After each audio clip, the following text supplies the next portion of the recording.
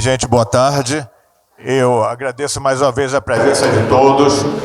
Quero começar no horário pontualmente, para que a gente não fique sempre adiando algum tempo. E só faço uma pergunta. Todos já assinaram a lista de presença aí na porta? Tá bom. E quem desejar fazer alguma pergunta em algum momento, é só levantar o dedo que a gente passa o microfone. Está bem?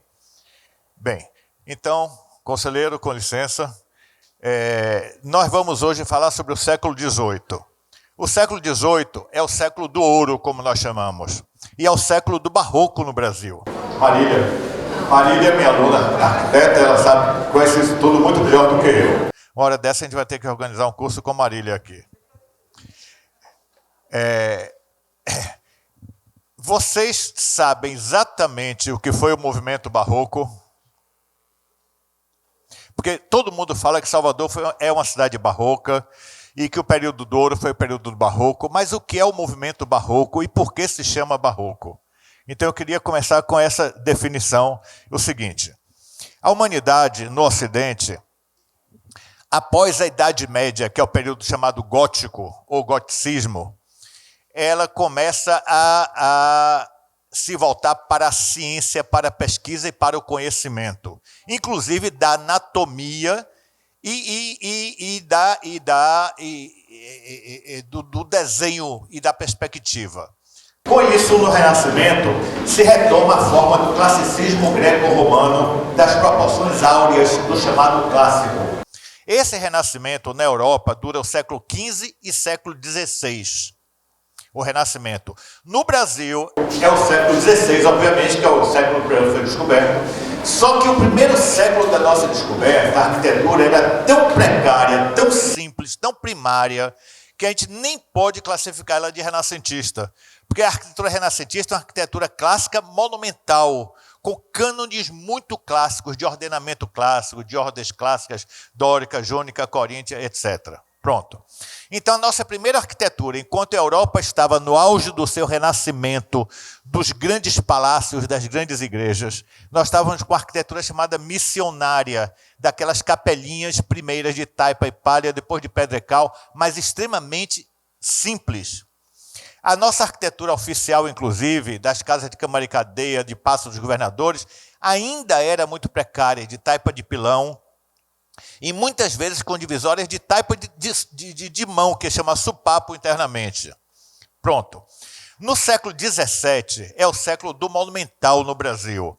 Após a expulsão holandesa, nós começamos a construir em pedra e cal, em cantaria, que é pedra lavrada, são os blocos de pedra, de mármores, de arenito, de granito, enfim, e com um ordenamento já formal e com monumentalidade. Neste período, a arquitetura é o chamado maneirismo, ou arquitetura maneirista, ou proto-barroca. A palavra proto quer dizer o inicial, protozoário, a primeira forma de vida. Protótipo é o primeiro modelo criado.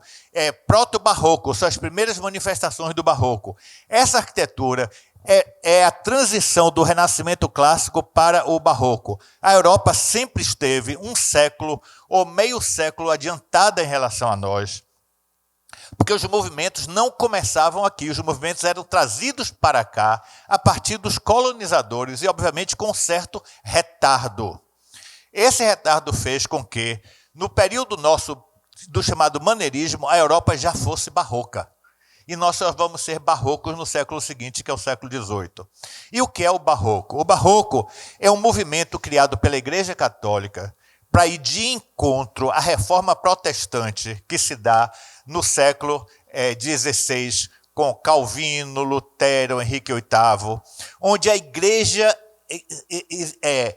vão haver vários cismas na Igreja, e a Igreja tem que criar um mecanismo de contra-reforma, de combater o protestantismo, para não perder os fiéis e, ao mesmo tempo, conquistar novos fiéis nos continentes descobertos pelas navegações. América, grande parte da África e do Oriente também. Então, a expansão do cristianismo, ela se dá com o movimento barroco, que é o movimento da contra-reforma. É o movimento que os jesuítas vão trazer nas suas missionarizações, no caso.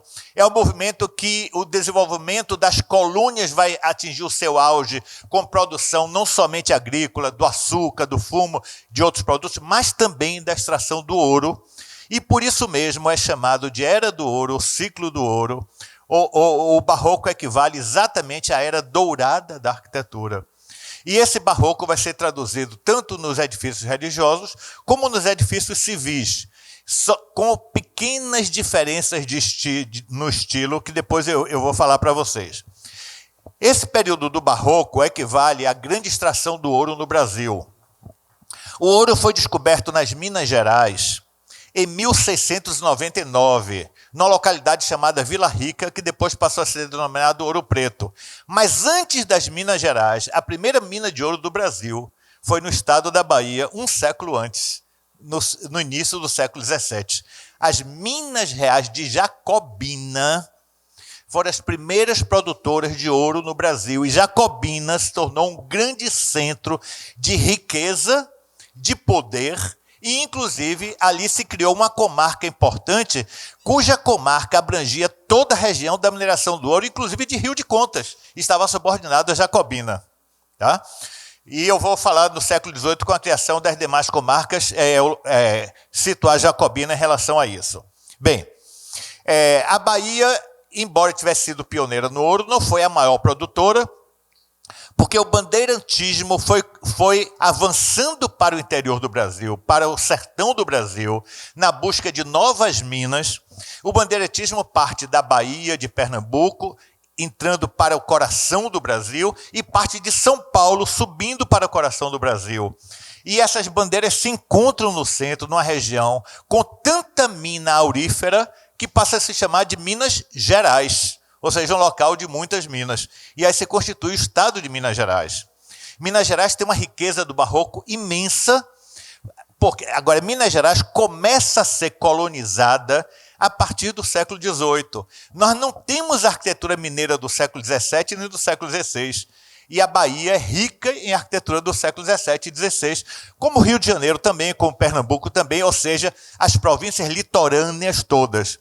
Mas o interior começa, de fato, no século XVIII. Essa produção de ouro das Minas Gerais faz com que a grande riqueza do Brasil em relação aos impostos, à exportação de riquezas e ao impacto para a coroa portuguesa passe a ser maior em função do ouro do que da produção agrícola. Ou seja, o ciclo do açúcar, o ciclo do fumo, o ciclo do gado e tudo mais continuam importantes, mas não com a hegemonia, com a importância que passa a ter o ciclo do ouro, porque as Minas Gerais brasileiras vão ser as maiores produtoras de ouro do mundo.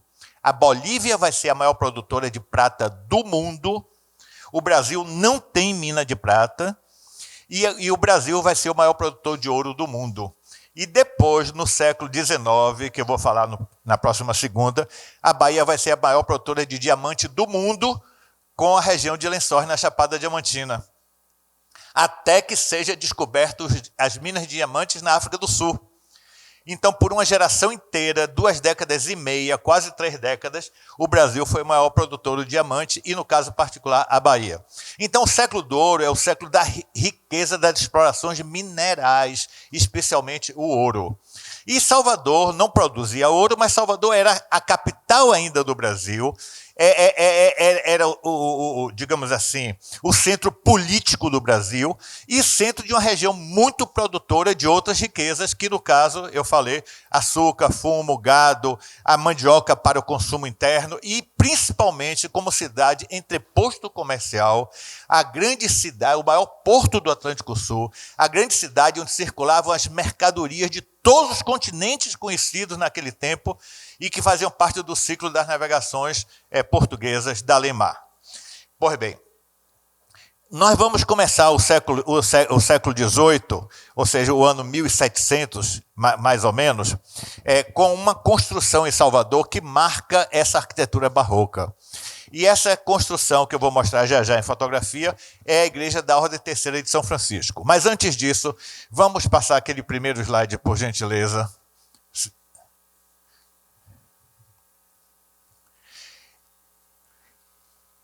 O rei de Portugal manda para o Brasil um arquiteto militar francês chamado Jean Massé, para fazer um novo plano de fortificação do Brasil. Porque as nossas fortificações do século XVI e XVII já estavam superadas do ponto de vista da estratégia de defesa. E na Europa já se praticava a chamada defesa articulada, com fortificações articuladas entre si, como um sistema de defesa, e não mais fortes isolados como nós tínhamos. E essas fortificações tinham túneis ligando umas às outras no subsolo, para onde os soldados e o próprio comando podiam circular de uma para a outra a partir desses túneis. E Salvador tem alguns desses túneis, todos eles não prospectados e muitos já desabados. Mas Salvador foi uma cidade construída com muitos subterrâneos. Pronto. No século XVIII, esse francês, ele passa 6 anos na Bahia, de 1714 a 1720. E ele projeta novas fortificações. E Salvador, nessa época, já tinha perdido a sua muralha, porque após a expulsão dos holandeses, a cidade cresce muito, e com o crescimento da cidade, o centro histórico vai se expandir para além dos muros, e os muros limitavam, então, um setor ao outro. Os muros foram, pouco a pouco, sendo demolidos e as pedras aproveitadas na construção das edificações. Hoje só resta um pequeno vestígio no Largo do Pelourinho, no prédio do Senac, no chamado Museu da Porta do Carmo. Quando visitarem o Largo do Pelourinho, no horário compatível com a abertura desse espaço, porque fim de semana não abrem, muito cedo, de tarde fecham, mas se puderem visitar o Museu da Porta Norte da cidade, vale a pena, que venha ainda vestígios da muralha da cidade. Vai haver aqui em Salvador um encontro de Cartagena das Índias, que é uma cidade da Colômbia, importante cidade de portuária e fortificada da Colômbia, que talvez Salvador e Cartagena tenham sido os 2 maiores portos fortificados do Atlântico Sul. Só que Cartagena ainda conserva a sua muralha, e vai haver um encontro aqui, praticamente um debate entre a história de Salvador e a história de Cartagena. E vai ser no Instituto Cervantes, na Ladeira da Barra, e com o Festival de Gastronomia, de Folclore, de Literatura e tudo mais, no Centro Histórico de Salvador, no Senac e na Fundação Casa de Jorge Amado. E o grande debate histórico vai ser entre mim e o diretor do Museu Histórico de Cartagena, que vem a Salvador para esse encontro. E vai ser muito interessante isso. Vai ser filmado. Se eu conseguir depois a gravação, eu trago para aqui para se poder projetar para quem quiser.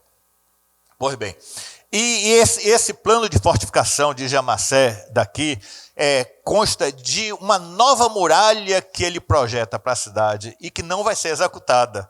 Se essa muralha tivesse sido executada, ela estaria exatamente no trecho que hoje é a Avenida Joana Angélica. Porque eu vou mostrar aqui a vocês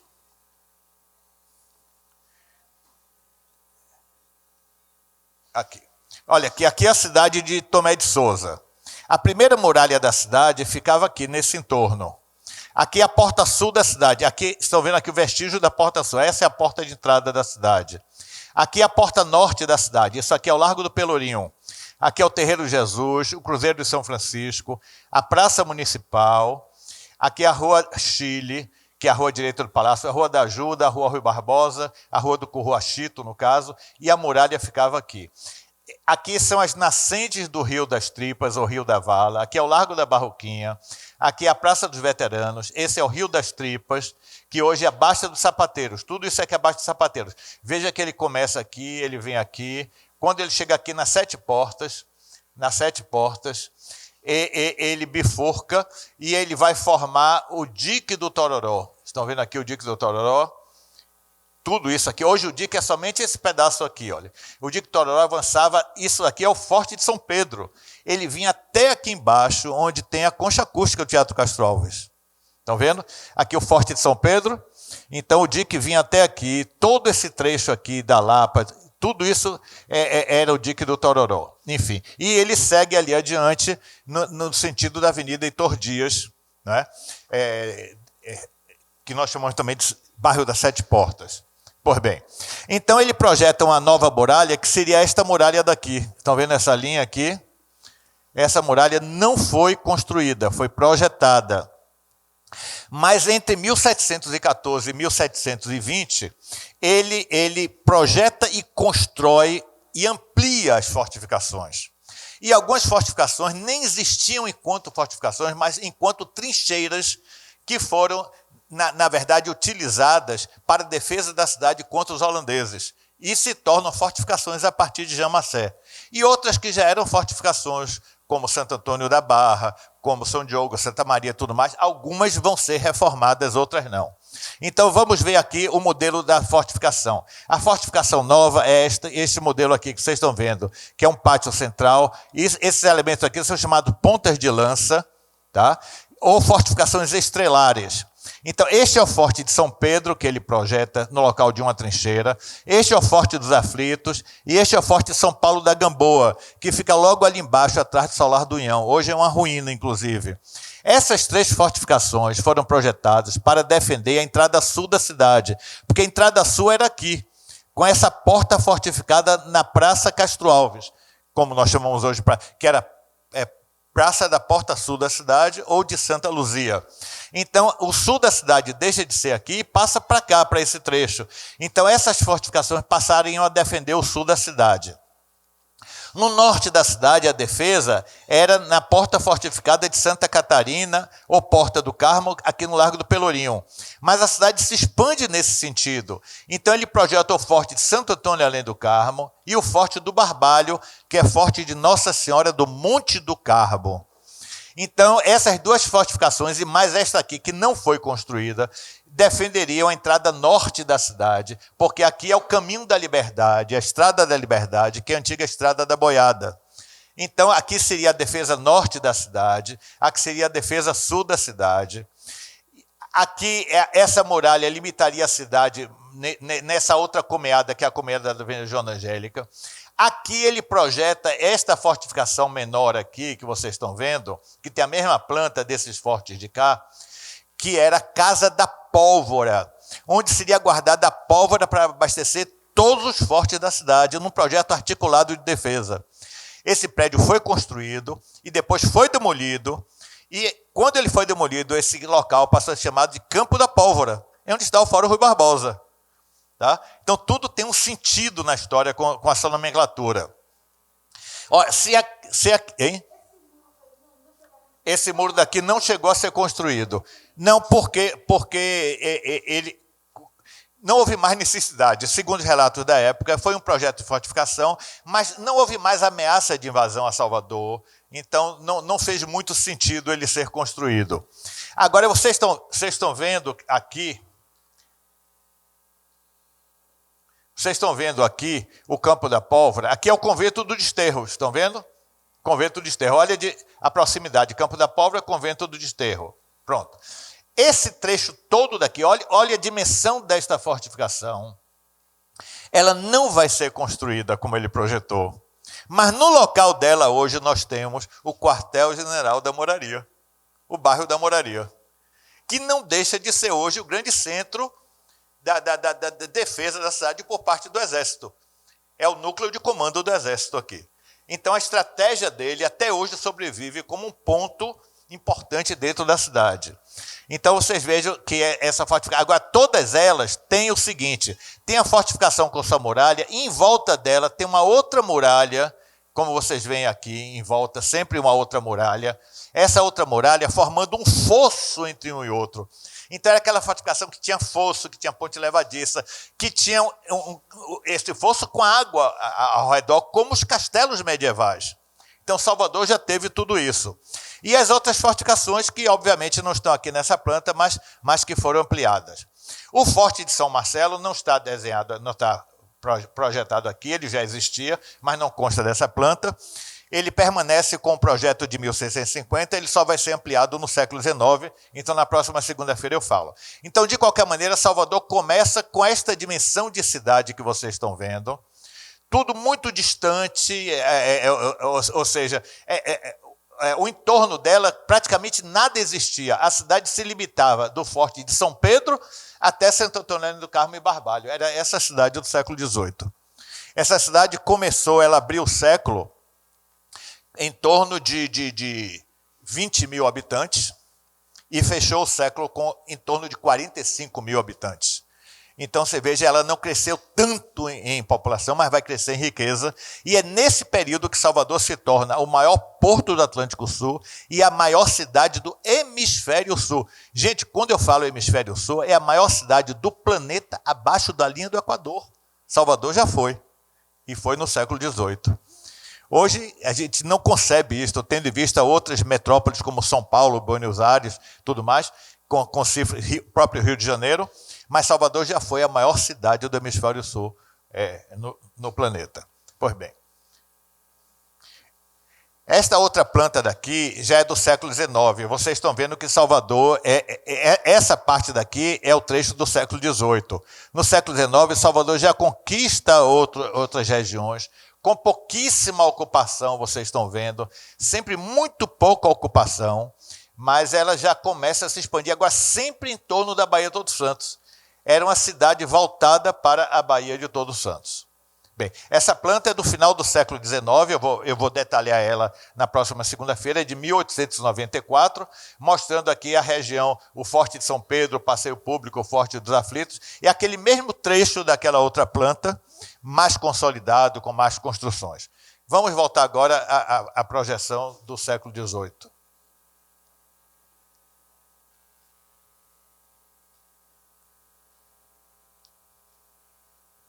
Bem, antes de falar sobre a Ordem Terceira de São Francisco, eu quero falar de fatos importantes. Nesse período, o Brasil já é vice-reino de Portugal. E Salvador é sede de vice-reino. Então, o vice-rei morava aqui. E a igreja era muito importante porque a nossa arquidiocese tinha sido criada, a diocese no século XVI, a arquidiocese no século XVII e no século XVIII é o apogeu do poder da igreja aqui. Tá? E o poder, obviamente, dos arcebispos.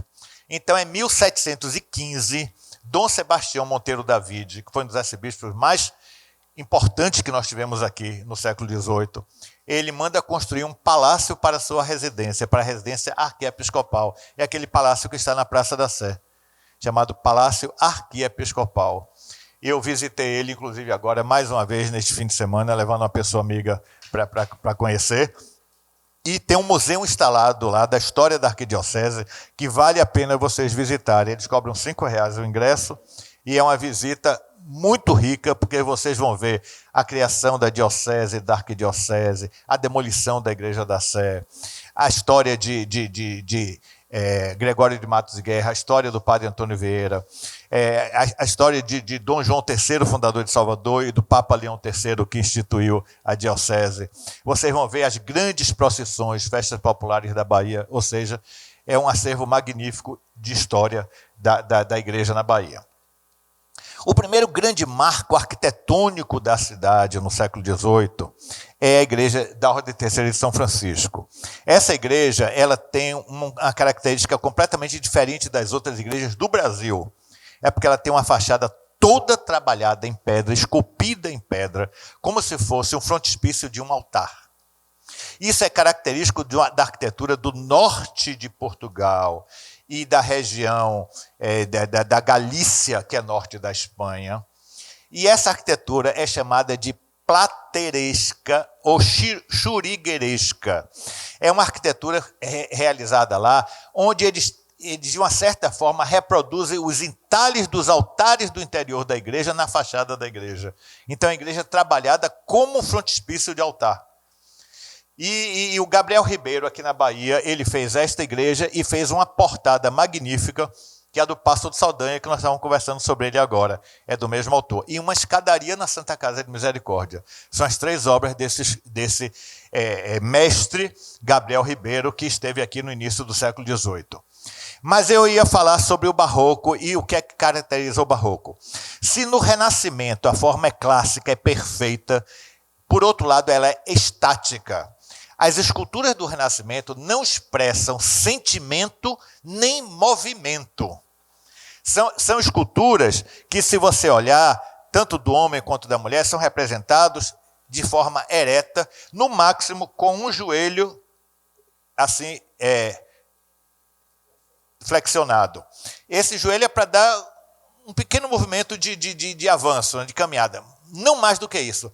Se nós descermos um fio de prumo pelo centro da testa, ele cai exatamente entre os dois pés. Ou seja, o equilíbrio da escultura sempre está entre os dois pés. Portanto, ela está estática. O que é que o barroco faz? O barroco é liberdade de expressão, liberdade de movimento. O barroco é teatro. A igreja precisava se comunicar com a população extremamente diferente do mundo, com línguas diferentes e, na sua grande maioria, analfabetas. Todo mundo falava, mas ninguém sabia ler nem escrever. Porque somente os escribas, pouca gente sabe. Talvez 1% da população soubesse ler e escrever, e isso estava muito restrito à igreja, os monges, nos mosteiros, nos conventos, tudo muito guardado, tudo muito sagrado, tudo muito hermético. E o barroco se comunica através do teatro, através da expressão. Então, é a linguagem da oratória, a oratória barroca, e a linguagem eu diria assim, dos sentidos barrocos como um todo. Por exemplo, na música, o que é que o barroco faz com a música? A grande expressão da música barroca é a polifonia.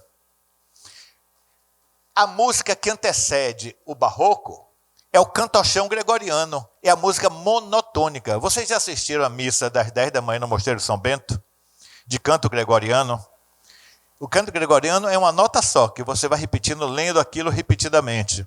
A música barroca ela é polifônica, ela utiliza outros instrumentos. E essa música barroca faz com que você até se eleve a partir da música. Na arquitetura, ele rompe as formas rígidas, lineares, clássicas, do triângulo, do quadrado, do círculo fechado, para as formas abertas. E as formas abertas em profundidade, não só em movimento, mas em profundidade também. Então, o barroco é caracterizado por formas abertas, ou seja, em vez de ser um triângulo fechado, é um triângulo que se abre em volutas. Em vez de ser trabalhado num plano só, ele é trabalhado em vários planos e criando, então, planos sucessivos com sombras. Então, o sombreamento, a perspectiva no barroco. E o movimento no barroco, caracterizado principalmente pela voluta e pela espiral, que é o momento sagrado da elevação espiral das colunas salomônicas. Mas também o barroco é o teatro, é a caricatura, é a expressividade dos sentimentos a partir das figuras, tanto na pintura quanto na escultura. Então, é a imagem piedosa, é a imagem êxtase, é a imagem sofrimento, é a imagem irônica, muitas vezes, que eles fazem, um artista com outro, quando não gosta da obra do outro, projeta sempre alguma coisa com ironia diante da obra do seu, vamos chamar de adversário na época. Agora, o barroco, eu vou mostrar uma coisa aqui para vocês que é interessante. Não vou dançar para vocês, não vou me expor no ridículo. As mamães é que vão dançar aqui na sexta-feira e a gente vai estar aqui para aplaudir. Mas a escultura do barroco, quando eles liberam o eixo entre as duas pernas, então a figura se apoia somente em um pé. Quando ela se apoia no pé, você pode com outro pé fazer o que quiser. Então você contorce para cá. Na hora que você contorce para cá, você vira o rosto para o outro lado. Aí você forma um S. Então, pode ser assim, ou pode ser... Toda imagem barroca, vocês veem um S traçado na imagem dela. Ou seja, do pé até a cabeça, faz no sentido, depois no sentido oposto. Então, esse é o movimento do barroco. Eu vou mostrar algumas imagens aqui, na sequência vocês vão ver. A nossa arquitetura, ela não é tão barroca quanto o que aconteceu na Europa em termos de movimento, porque a Europa era muito mais erudita, muito mais avançada nesse espírito. Nós herdamos os elementos decorativos do barroco, mas não herdamos a expressão do movimento do barroco na arquitetura. Nós não temos edifícios com fachadas barrocas, nós temos edifícios com estrutura clássica, com elementos decorativos barrocos. Então, o nosso barroco é diferenciado do barroco da Europa. Essa é uma das grandes expressões, como eu falei, com uma decoração barroca em cima de uma fachada clássica. Repare, olha, isso aqui é linear, Isso aqui é linear, linear, linear, linear. Tudo é linear, dividido em retângulos. Então, espaços, verga reta ainda. Agora, todos esses elementos são decorativos do barroco. E o triângulo que seria fechado, um triângulo, ele já se abre em volutas, que aqui estão as volutas do barroco. Tá? Essa fachada é única no Brasil, inclusive. A gente não pode levar ela em consideração em termos de evolução dos estilos no Brasil. É um caso particular, mas é de uma riqueza e de expressividade muito grande. Muita história se conta a respeito dela e muita história mentirosa se repete no Centro Histórico de Salvador por pessoas mal informadas que pensam estar passando a verdade, quando na verdade estão passando uma mentira. Esse edifício é de 1705, né? Ele começou a ser construído em 1702 e foi concluído em 1705. Levou 3 anos em construção. Portanto, ficou pronto em 1705, início do século XVIII. Os guias do Centro Histórico, a Baiaturça antigamente treinava, hoje já não treina mais. Eles dizem que a fachada desse edifício foi revestida, foi coberta na época da invasão holandesa, para esconder a riqueza da igreja. Na época da invasão holandesa, essa igreja nem existia, porque a invasão holandesa foi em 1624, 1625. Esse edifício foi construído um século depois. Então, não havia essa edificação na época da invasão holandesa. O que aconteceu foi o seguinte, essa igreja era barroca, e no século XIX, quando o barroco deixou de ser moda e a moda passou a ser o neoclássico, toda a ordem religiosa rica reformava a sua igreja no estilo vigente do seu tempo. Então, eles retiraram todos os altares barrocos do interior dessa igreja, mandaram fazer altares neoclássicos no interior, e a fachada, como era de pedra, para não ser destruída, ela foi rebocada, alisada com argamassa, para ser transformada numa fachada neoclássica. E essa fachada só foi restaurada em 1930, quando a Irmandade resolveu eletrificar a igreja, e para passar fiação na igreja pela fachada, o mestre, o pedreiro, certamente, com o eletricista, e chamaram a Irmandade dizendo que debaixo do reboco tinha muitos entalhes em pedra. Então foi feita uma prospecção, retiraram todo o revestimento e restauraram a fachada. Então ela voltou. Então essa fachada ficou coberta por quase um século, ou seja, do final do século XVIII até, de meados do século XIX até 1930, que é quase meados do século XX. Pois bem, olha aí, detalhes do barroco, os elementos, folhas de acanto. O barroco, tudo tem uma linguagem, tudo tem um simbolismo, tudo tem uma razão de ser.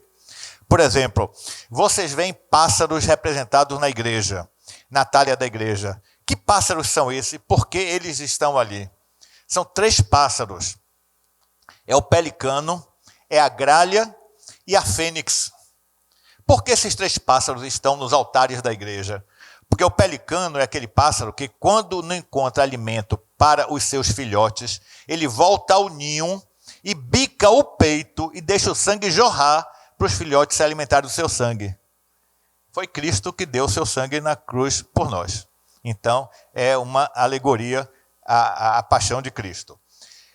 A fênix, ela renasce das cinzas na mitologia grega. É a ressurreição de Cristo.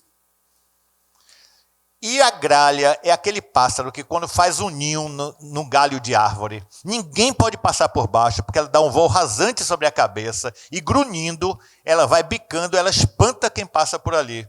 É a igreja vigilante na defesa dos seus fiéis. Então, é a igreja vigilante, a ressurreição de Cristo e é o sangue de Cristo na cruz. E assim, cada elemento do barroco tem uma representação e cada imagem tem uma expressão que passa um certo sentido. Por outro lado, no barroco, há uma exploração muito grande dos 7 pecados capitais.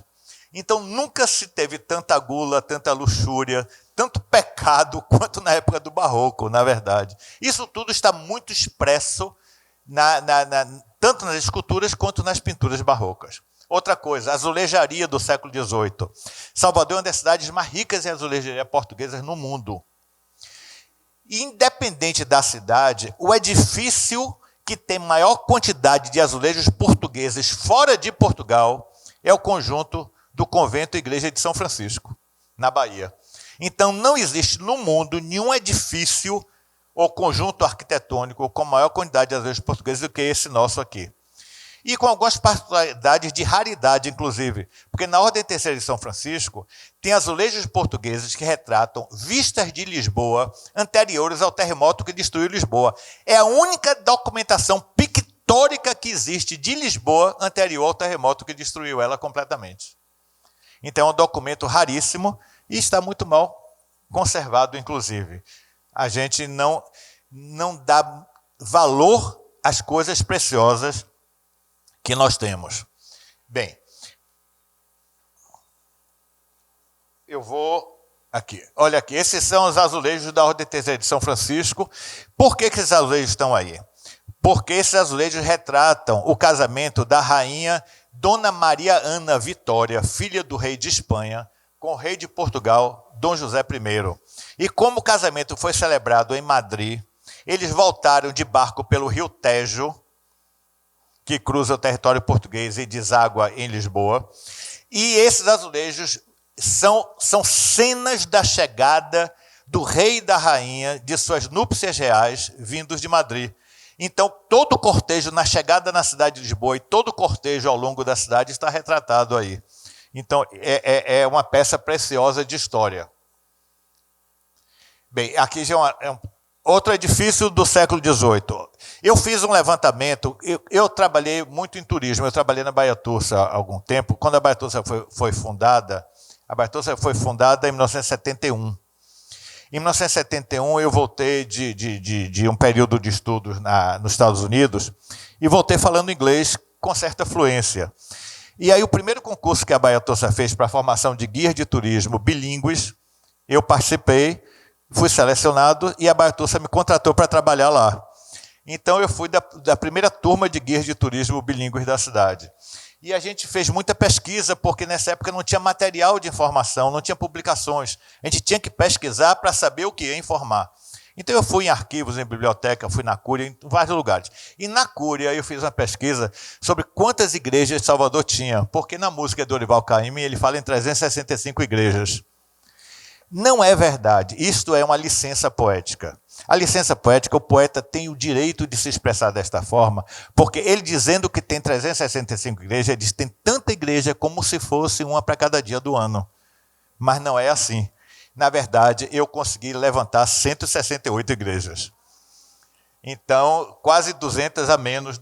Hoje já temos mais de 500. Porque eu tenho tantas paróquias, tantas igrejinhas fundadas, que já tem mais do que 500. Então, vocês vejam que em 1970, isso foi em 71, 72, nós tínhamos menos de 170 igrejas em Salvador, católicas. Na sua grande maioria barrocas, mas não na sua totalidade. Pois bem, e eu tenho aqui, eu vou ler para vocês a sequência de todas as igrejas construídas em todos os séculos dessas 165. Eu vou mostrar do século XVIII. O século XVIII foi um século de canteiro de obras na cidade. Como foi o século de ouro, da grande riqueza, quando Salvador se torna uma metrópole de fato, com seu grande porto, com seu grande comércio, ainda a capital do Brasil, maior cidade do hemisfério sul. Imagine a riqueza que não circulava por aqui, os produtos, os bens, e a atração para investimentos, inclusive de artistas que vinham para cá, para realizar grandes obras, pintores, escultores, entalhadores, a azulejaria que se importava, porque a gente não produzia azulejo, tudo vinha de Portugal, a quantidade de ouro que circulava, a prata que a gente comprava da Bolívia. Né? Então, Salvador era um celeiro de arte e de construções imensas. Vocês podem acreditar, no século XVIII, quando a população de Salvador variou de 20 a 45 mil habitantes. Vamos tomar uma média, 30 e poucos mil habitantes, em média. Vamos tomar uma cidade com 30 mil habitantes, a média do século XVIII. Se construiu, em média, uma igreja a cada ano e meio. A cada ano e meio, uma igreja nova do porte de São Francisco, da Ordem Terceira, da Piedade, da Vitória, do Bonfim, da Penha, dos Mares. Ou seja, igrejas monumentais, não tão monumentais quanto o do século XVII. No século XVII foram poucas igrejas, mas foram as maiores de todas. Tá?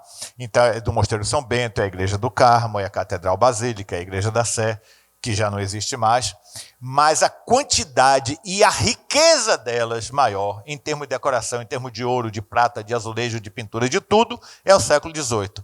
E nós tivemos aqui uma chamada Escola Baiana de Pintura, que não quer dizer que era uma escola como a gente entende como colégio, não. Um artista, quando ele tem o seu ateliê, ele vai treinando os seus auxiliares, que começam muito cedo, desde garotos, são os aprendizes, menores aprendizes, para trabalhar no ofício. E eles vão seguindo a linha do mestre e vão formando uma chamada escola de pintura, ou seja, uma pintura dentro do mesmo padrão, procedimento introduzido pelo seu mestre. O introdutor da Escola Baiana de Pintura foi José Joaquim da Rocha, um português que veio para cá e formou uma geração toda de grandes pintores que sucessivamente foram se desmembrando em outras gerações. E a nossa pintura sacra baiana é da melhor qualidade. Quem visitar a igreja Nossa Senhora da Conceição da Praia, o teto da Conceição da Praia, é considerada a grande obra-prima da pintura barroca no Brasil. Minas Gerais tem um grande mestre de pintura barroca, que é o mestre Ataíde. Esse mestre Ataíde, o mineiro diz que é o mais importante do Brasil. Primeiro, o Ataíde não é barroco, é rococó. Então, não é da fase barroca, o nosso é barroco.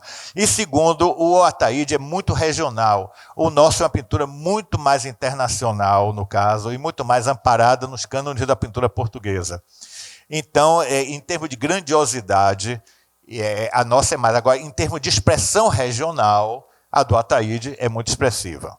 Bem, essa igreja de São Francisco, a ordem franciscana chega aqui em 1587, século XVI. O convento só vai ser construído com a dimensão que ele tem em 1686, ou seja, um século depois. Não é que não existisse convento, era diminuto, tudo era muito pequeno, a escala pequena. Então, é o século XVII que vai dar monumentalidade. Então, o grande convento de São Francisco, com aquele claustro magnífico, com os 2 andares que ele tem, são de 1686, portanto, século XVII. Agora, esta igreja, a igreja dele, só começa a ser construída em 1708 e vai ser concluída em 1748. Agora, a fachada fica pronta em 1720. Isso quer dizer primeira metade do século XVIII. Ela foi construída entre 1708 e 1748. 40 anos de construção. Em 40 anos ela foi finalizada com pintura, com altares, com imagens, com tudo. É o período do barroco. Então, o barroco é a primeira metade do século XVIII. A segunda metade é o rococó. Então, essa é uma igreja 100% barroca em decoração. Em termos de fachada, ela é maneirista, porque ela tem muitos elementos ainda do classicismo. Olha, a cúpula é piramidal, isso não é barroco. O frontão já tem elementos do barroco, mas ainda tem uma estrutura do clássico. Esses frontões aqui acima da janela, eles já têm as volutas, mas ainda tem a forma triangular. A verga da janela ainda é reta. Então, essa é uma arquitetura de transição em termos de fachada, ou seja, maneirista, mas o interior é o esplendor do barroco. Aqui é o claustro, que é magnífico, com azulejaria, que está sendo restaurado agora, é muito bem restaurado. Eu estive lá visitando, vi o ateliê. E aqui eu trouxe para mostrar a vocês, esse é um dos painéis de azulejo do claustro. São 37 painéis de azulejo em torno do claustro, representando os valores morais e as virtudes. Do livro do Teatro da Vida, que está lá, é um livro do século XVII, que está guardado na biblioteca do convento, e que tem ilustrações de um pintor holandês do período barroco holandês, chamado Otto van Veen, e que em Portugal foram reproduzidos nesses azulejos. Eu tenho um livro aqui que foi publicado, esse livro não foi reeditado.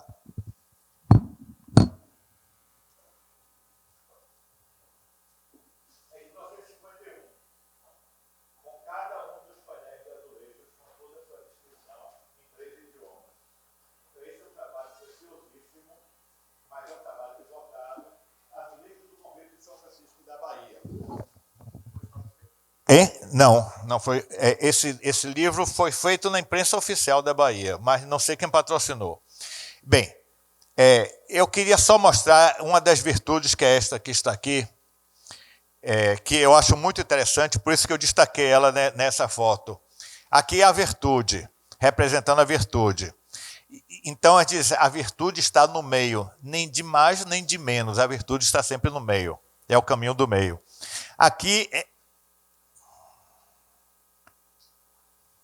Aqui vocês têm uma figura que está com o saco vazio, com poucas moedas, e jogando as moedas pela cabeça fora.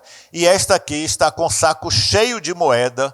Então, essa aqui só faz poupar e esta só faz gastar. Mas a virtude, ela está dizendo que a virtude está no meio. Não seja nem sovina, nem seja esbanjador. Se eu dividir aqui a sala, qual lado que ganha?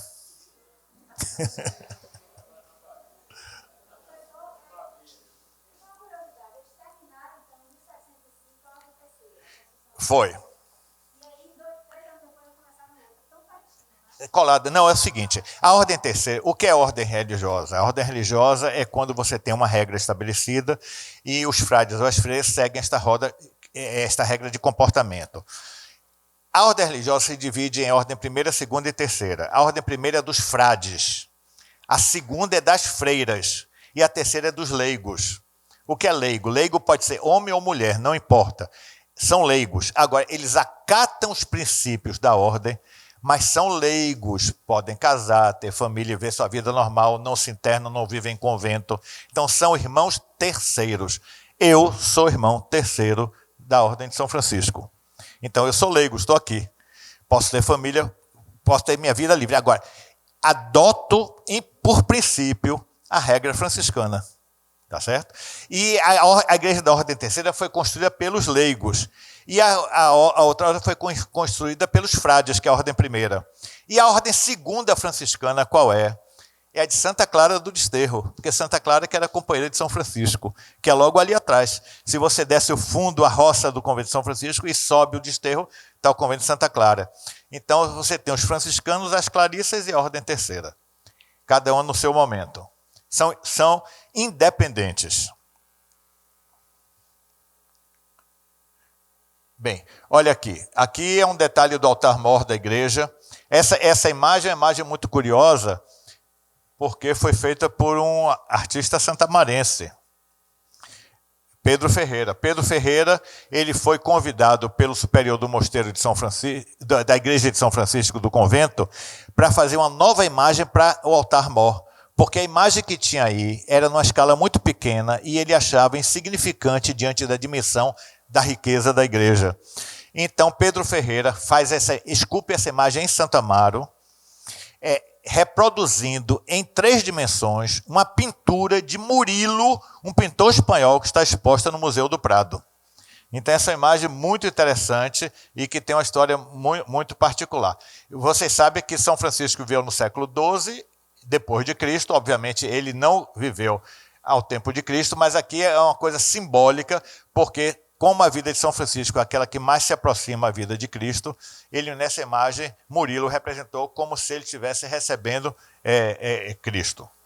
Bem, aqui essa é uma obra-prima, é considerada a obra-prima da imaginária barroca na Bahia. É um São Pedro de Alcântara que está no altar lateral da igreja. Olha o púlpito. Vejam essas imagens. Olha as figuras sensuais aqui dos anjinhos. Tá? Aqui também as mulheres, a volúpia das representações. Isto é o barroco. Tá?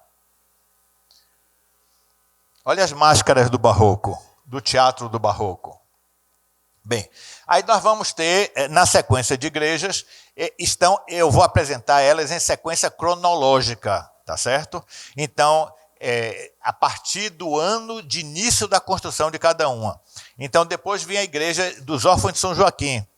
Essa igreja era dos jesuítas, eles tinham ali um colégio jesuíta ali também, um seminário jesuíta, e quando eles foram expulsos do Brasil, em 1759, esse seminário passa a pertencer à coroa portuguesa. Quando Dom João vem para o Brasil, ele nomeia para governador do Brasil o 8º Conde dos Arcos. E o 8º Conde dos Arcos faz uma grande reforma na cidade, com grandes obras, e uma delas ele pretendia transferir a sede do Palácio do Governo, a sede do governo do Palácio que hoje chamamos de Rio Branco, para São Joaquim. Então isso seria o Palácio de Governo, mas não foi realizada essa mudança. Então Dom João doa esse edifício a um frade chamado Irmão Joaquim do Livramento, da cidade de Livramento, do Rio Grande do Sul, que vem para aqui e monta um colégio para órfãos. Então é uma casa pia de piedade, casa pia e colégio dos órfãos de São Joaquim, que funciona até hoje. Então é uma edificação também do século XVIII, aí ao fundo dela. Essa outra igreja do século XVIII, da segunda década, é a igreja de Nossa Senhora da Boa Viagem, que é dos frades franciscanos. Vocês vejam que essas primeiras igrejas do século XVIII ainda tem a torre piramidal. Olha, ela não é tão barroca, mas já tem alguns elementos do barroco. Olha que bonito esse conjunto. Essa garagem daqui é onde fica guardada a galeota de Bom Jesus dos Navegantes, que sai no dia 1º de janeiro para a procissão marítima. Chico, rapidinho, volta ali para mim. Certa vez eu vi lá em Porto Seguro de um guia explicando você vê que aí tem uma torre, só a igreja só tem uma torre, né? A do Alto aqui tinha duas. Essa aí tem uma. Isso que tinha a ver com a cobrança que Portugal fazia da igreja. Cá ele cobrava por torre. Então, às vezes estava até no projeto arquitetônico duas, mas na hora a igreja estava sem. Isso procede? Ou... A igreja pagava imposto? Pois é. Não. São essas coisas que passam erroneamente. Durante a Idade Média, as igrejas praticamente não tinham torres ou só tinham uma torrezinha. No Renascimento, eles começam a colocar uma torre na igreja. Repare no final da Idade Média, antes do Renascimento. Vou dar 3 exemplos para vocês. A Torre de Pisa, na Itália, que é aquela torre inclinada. Você tem a Basílica, que é a igreja, e a torre é separada, é um outro prédio, não é? Então a torre não era incorporada ao edifício, era o edifício da igreja e a torre separada. Vocês vão a Florença, na Itália. Em Firenze vocês têm a igreja de Santa Maria dei Fiori, Santa Maria das Flores. Tem a igreja aqui e a torre sineira separada. Vocês vão a Veneza, a Basílica de São Marcos, em Veneza. A basílica está aqui, do outro lado da rua está a torre sineira. Então, a torre sineira era um edifício separado da igreja. E era somente uma. No Renascimento, ela se incorpora à igreja como uma torre. Então, a igreja de São Jorge, que tem em Veneza, que é numa ilha de frente da Praça de São Marcos, a igreja fica no fundo da igreja. A torre fica no fundo da igreja, uma só. Depois, as torres passam a fazer parte da igreja na fachada, mas de um lado só. No Barroco, elas passam a ter a simetria com 2 torres. Mas a construção da torre, é o mais difícil, o mais oneroso da construção, pelo seguinte. Primeiro, que a torre ela é muito mais alta do que a igreja. Para ela ser mais alta do que a igreja, a fundação tem que ser diferenciada, senão tem recalque e ela termina tombando. Então, algumas torres começaram a ser construídas e não foram concluídas por problema estrutural. Outras foram construídas e um raio, porque o sino é metal, é bronze. Então, o raio bateu na torre e destruiu. É Nossa Senhora da Conceição do Monte, em Cachoeira, que o raio destruiu uma torre. Outras só foram construídas para ter uma torre. Outras, para ter 2 torres, tiveram 2, uma foi demolida, destruída. Outras, a segunda não foi concluída. Então, cada caso é um caso, mas jamais por questão de imposto. Tá? E outra coisa, o sino, o Brasil não fabricava sino, não tinha fundição. O sino era importado. Olha o peso do sino, o custo do sino, para trazer um sino e para colocar o sino lá em cima. Então, muitas igrejas, na hora que construíam uma torre e já tinham um sino, já se davam por satisfeitas de não ir adiante na construção.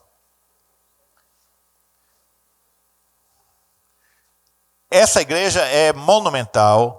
É a igreja de Nossa Senhora do Rosário dos Homens Pretos, porque a Irmandade se chama assim, Irmandade de Nossa Senhora do Rosário dos Homens Pretos. Essa igreja foi construída ao longo do século XVIII, do início ao fim do século XVIII, com recursos próprios da Irmandade. E é uma das grandes expressões do barroco na Bahia. E tem a mais bela torre sineira das igrejas nossas aqui. Olha, esse trabalho daqui do zimbório da igreja é esplendoroso em termos de barroco. Inclusive barroco chamejante, que nós temos aqui as tochas acesas.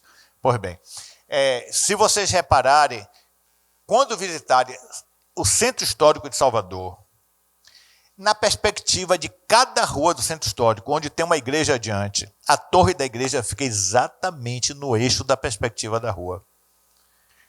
É impressionante isto, porque não é por acaso, é porque a cidade era planejada assim, para ter sempre uma igreja no visual de cada canto da cidade que você fosse.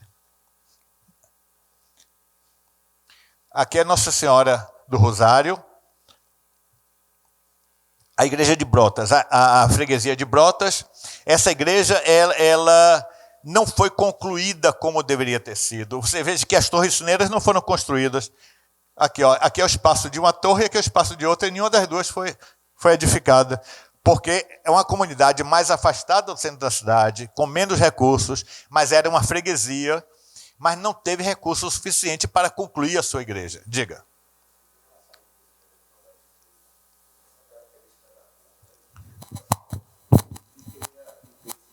Alguma coisa oriental, tem algum... Não tem. Já Já ouvi falar, até porque os escravizados mais ricos eram os malês, e eram aqueles alfabetizados. E a Irmandade, grande parte da Irmandade era malê, mas não tem nada a ver com a arte muçulmana, até porque a arte muçulmana não seria aceita pela Igreja Católica como linguagem. Temos uma igreja com pintura muçulmana, que é a da Lapinha, mas essa pintura já é posterior, não é do início da construção da igreja. Já foi realizada no século XX. Bem, essa a imagem é mais simples. Essa é outra igreja do século XVIII, que é Nossa Senhora do Pilar. Repare que essa igreja também, olha, só tem uma torre. Está vendo? Esse caminho daqui era o único caminho que ia da Conceição da Praia para a Calçada. Era essa ruazinha estreita, porque o mar ficava logo aqui. Aqui tinha o mar, o caminho e a igreja. Tudo mais que tem é aterro, inclusive o lugar dela também é de aterro. E esse pavilhão aqui é um cemitério neoclássico do século XIX, que a Irmandade do Pilar mandou construir para os seus irmãos. É um prédio magnífico, parece um templo grego. Essa igreja daqui do século XVIII, ela já tem uma decoração de fachada da segunda metade do século XVIII, que é o rococó. Então, não existe barroco rococó. Existe barroco e existe rococó. E depois eu vou dar a vocês as diferenças de um para o outro. Bem, essa é a igreja Nossa Senhora da Conceição da Barroquinha. Não existe Nossa Senhora da Barroquinha. Existe Nossa Senhora da Conceição da Barroquinha. Nossa Senhora da Conceição da Praia. Nossa Senhora da Conceição Aparecida. E assim por diante. Então, Barroquinha é o local. Então, a invocação é Nossa Senhora da Conceição. Essa igreja de Irmandade de Pretos na Bahia também. Eu disse a vocês que Salvador tinha duas portas, a norte e a sul. A porta sul na Praça Castro Alves, a porta norte no Largo do Pelourinho. A Barroquinha está do lado de fora da porta sul. E a Nossa Senhora do Rosário está do lado de fora da porta norte. Mas ambas próximas à porta da cidade. Agora, vejam uma outra coisa. Duas igrejas monumentais. Todas as igrejas de Salvador estão no alto de Cumeadas. Sempre no alto. Olha o exemplo do Bonfim, só para citar um exemplo. Todas estão no alto, sempre no alto. As únicas duas que estão na Baixada são as igrejas dos escravizados, embora monumentais. Então, o que é barroquinha? Barroquinha é buraco, é barroca. Né? Então, ela está numa depressão ali. E a do Rosário, ela não está no alto do Largo do Pelourinho, ela está na parte baixa do Largo do Pelourinho. Bem, olha aqui essa igreja, a mesma forma, olha, ainda tem as cúpulas piramidais, mas já tem um frontão barroco. Né? Essa igreja foi toda restaurada recentemente e hoje abriga um teatro, porque essa igreja pegou fogo. Conselheiro, o senhor sabe quando essa igreja pegou fogo? E porque ela foi destruída pelo incêndio e o bombeiro não pôde apagar?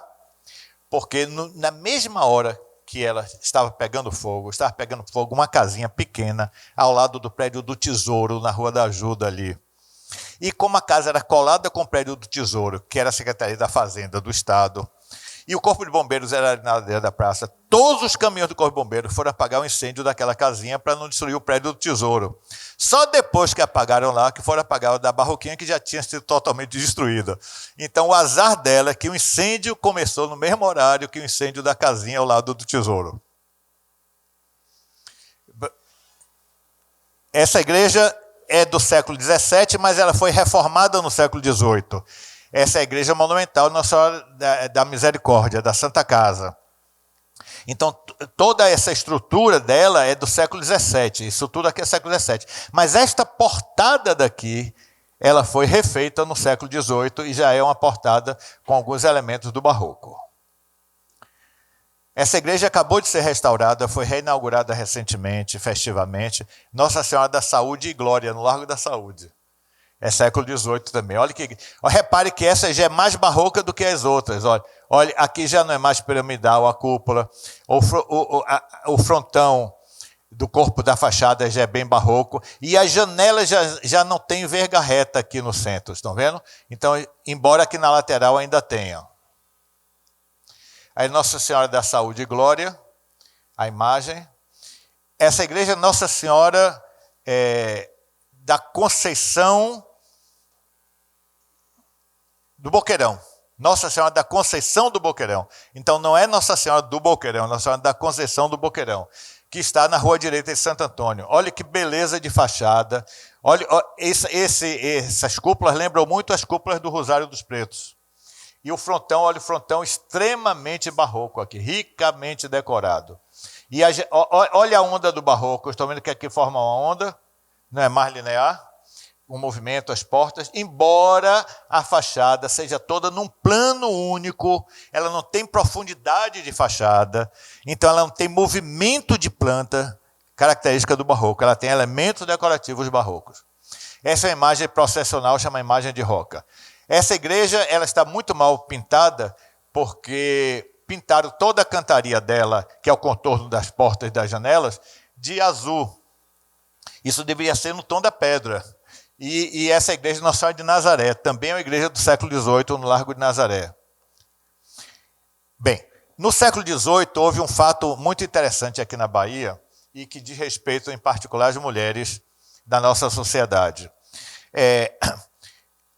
Salvador só tinha um convento para religiosas, que era o do Desterro, que datava do século XVII. De 1670 aproximadamente, século XVII. Era o único, primeiro da América do Sul e único da Bahia. Na década de 30 do século XVIII, entre 1730 e 1740, nesta década, Salvador teve a construção de 4 conventos de religiosas. Nem foi uma década, foi menos de uma década, porque foi de 1733 a 1739. Em 6 anos se construiu 4 conventos. Olha o tamanho. Convento da Lapa, Convento das Mercês, Convento da Solidade e Convento dos Perdões. Esse é o dos Perdões, tá? Que fica atrás de Santo Antônio do Carmo. Para abrigar as moças que não casavam na sociedade.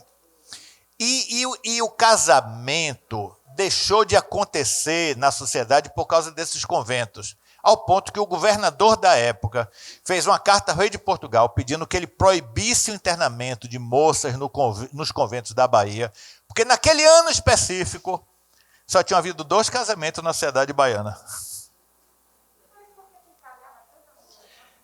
Era o interesse de família. Olha, porque a divisão de dote era feita privilegiando sempre o homem e o primogênito, não é? O primogênito. E as outras levavam rebarbazinhas. Então, muitas iam para os conventos, levavam seus pequenos dotes para os conventos, mas eram internadas e não se fazia aliança de casamento, porque tinha que se oferecer um dote muito maior ao noivo se quisesse casar com alguém do nível na sociedade. Bem, aqui vocês têm uma outra igreja que fica ao fundo da Ordem Terceira de São Francisco, que pertence à Ordem Terceira, que é a igreja de São Miguel, na Baixa dos Sapateiros. Olha que beleza de igreja do século XVIII. Olha a portada, com a cantaria, com a voluta, o triângulo já se abre em voluta, não é? Embora a fachada não seja nada barroca, mas a portada é barroca.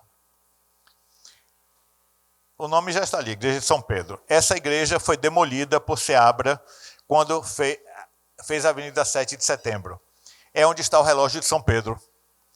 Então, essa igreja ficava, vocês podem ver aqui, olha, essa rua daqui é tão estreita, que só dava para passar um trilho de bonde ali. Ou seja, um bonde no sentido, né? Claro que é 2 trilhos para as 2 rodas. Mas num sentido só. Então, a Avenida 7, ela foi demolida porque a Avenida 7 passou a ser desse ponto até esse ponto daqui. Tudo aqui passou a ser a Avenida 7. E nessa esquina daqui, uma esquina pequenininha daqui, o governo mandou colocar o relógio de São Pedro. Então, essa era a freguesia de São Pedro, uma igreja matriz magnífica. Olha a monumentalidade dessa igreja e a beleza dessa portada da igreja, com todo... Não, essa não. Essa foi totalmente demolida. Agora, a Irmandade construiu uma nova igreja de São Pedro, na esquina da Praça Piedade com a Avenida 7. Que é uma igreja neogótica, que obviamente, essa igreja foi demolida entre 1812 e 1815, né? Porque a Avenida 7 foi inaugurada em 1815. Então, em 1815, ela já não existia mais aí. E na década de 20 se construiu a igreja de São Pedro, a nova. A Lapa, que é um dos conventos do século XVIII, com o seu mirante. Olha a portada da Lapa. Essa portada é toda em mármore liós português. Essa portada veio pronta de Lisboa. E aqui o interior da igreja com a imagem. Essa igreja ela não foi concluída, mas é do século XVIII. É de São Lázaro, na Federação. Repare que a torre sineira não foi construída, mas ela tem aqui um campanáriozinho que foi colocado para o sino.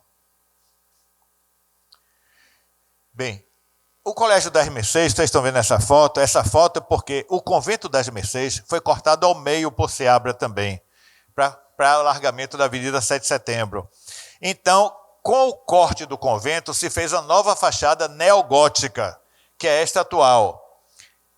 Aqui é o interior antigo, como era o claustro das Mercês. O interior da igreja, olha como ela ficou com a obra. Essa cúpula daqui já é de concreto armado, por sinal horrorosa, parece que um disco voador pousou aí.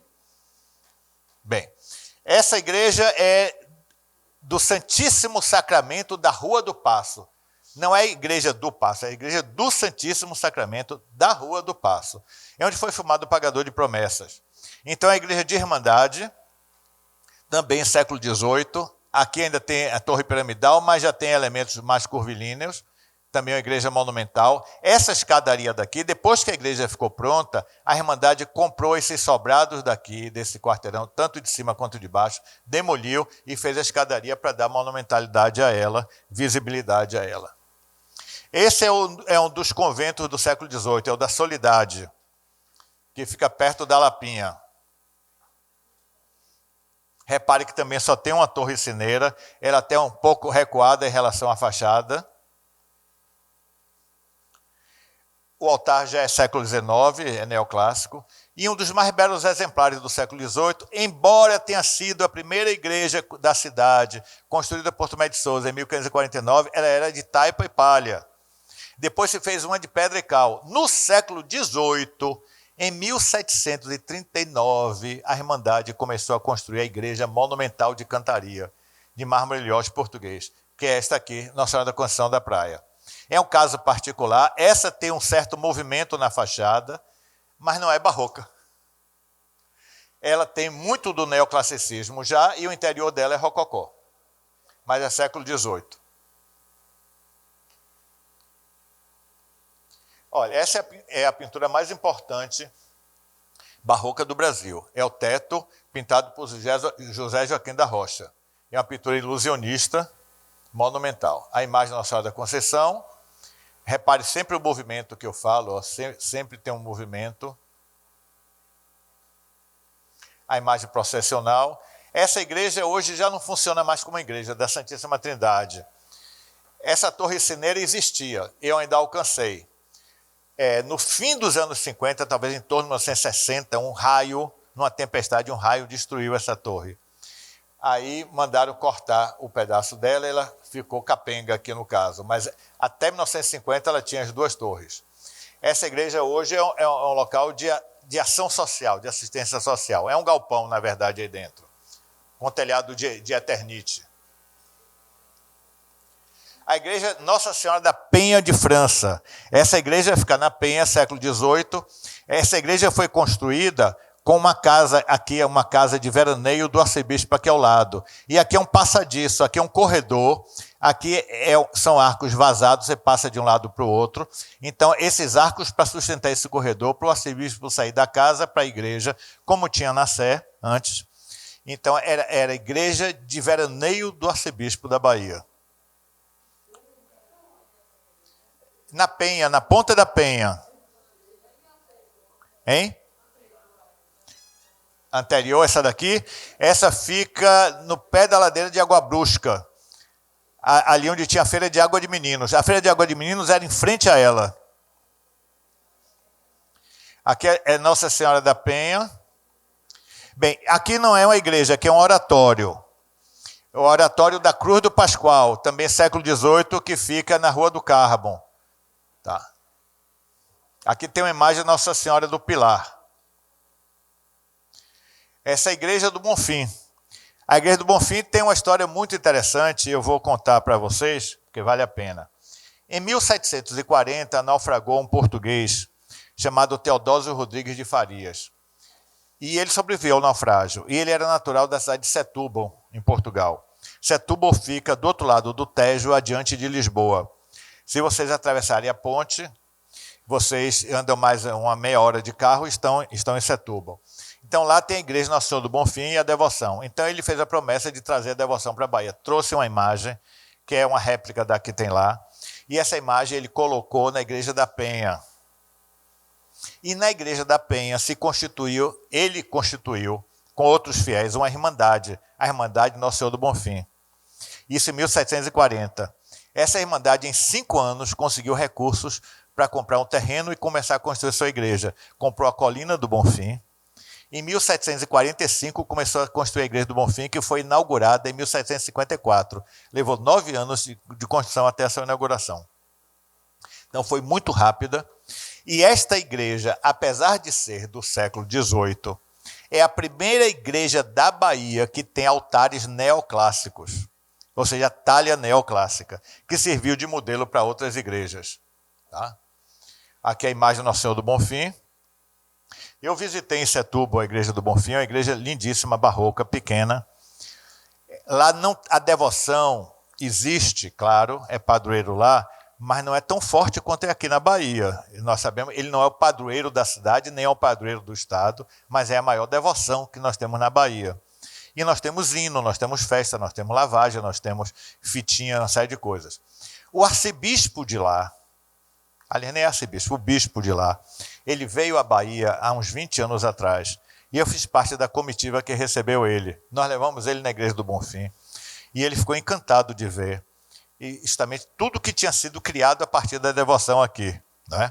Claro que lá não repetiu, não criou fitinha do Bonfim para lá nem nada, mas ele ficou encantado com a dimensão que essa devoção tinha tomado aqui na Bahia, muito maior do que lá em Portugal. Essa igreja do Santíssimo Sacramento de Santana, que foi restaurada há pouco tempo também, ali próximo ao convento do Desterro, também século XVIII. Estão vendo? O adro da igreja, aqui a cúpula em cima da Capela Mor. Essa igreja só tem uma torre sineira, é a igreja de Nosso Senhor Bom Jesus dos Aflitos, no Largo dos Aflitos, ali de frente ao quartel dos Aflitos da Polícia Militar. Essa é a igreja de Nossa Senhora da Graça. Ora, a igreja de Nossa Senhora da Graça data do tempo de Caramuru e Catarina, mas era uma capelinha mínima. Então, Catarina doou aos beneditinos. Os beneditinos construíram um mosteirinho, que é esse mosteiro daqui. Aqui, esse mosteiro daqui. Ao lado. E no século XVIII, em 1770, construíram essa igreja mais grandiosa. Então a igreja em si, fisicamente, é do século XVIII, embora já esteja ali a devoção desde o século XVI. Aqui é o chamado Sonho da Catarina, que como seria a igrejinha mais antiga, não a primitiva ainda, porque a primitiva era de taipa. Pedro Ferreira, ele pegou a imagem original de Nossa Senhora da Graça e reentalhou a imagem, a pedido do abade do Mosteiro de São Bento. E no livro dele, tem uma declaração dele, em que ele diz que o grande arrependimento da vida dele foi ter mutilado a imagem original. Essa igreja aqui é São Francisco, que nós já tínhamos visto, de São Domingos, é a ordem terceira de São Domingos. Também, essa é a igreja da segunda metade do século XVIII, e é uma igreja com característica do rococó. É belíssima essa igreja. Olha, esta casa daqui, que não é mais a Gasterne, hoje é uma loja de artesanato, essa casa daqui é do século XVI.